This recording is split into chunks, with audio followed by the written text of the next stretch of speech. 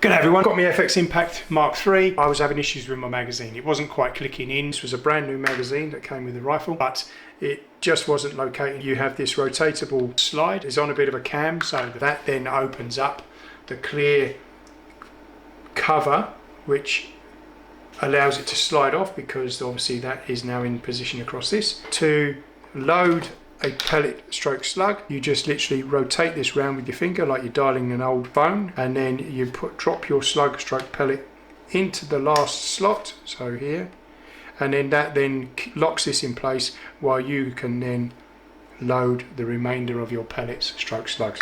The reason mine was being difficult to actually go in was Allen headed bolt. It's a 2.5mm Allen head, and then that goes into the reverse side, which you have this hexagonal recess here which the nut drops into, and obviously that's into. My bolt wasn't screwed up tight enough. There was a slight bit of movement, so when I was trying to push this into the actual rifle, because it was slightly wider, it wasn't actually housing correctly.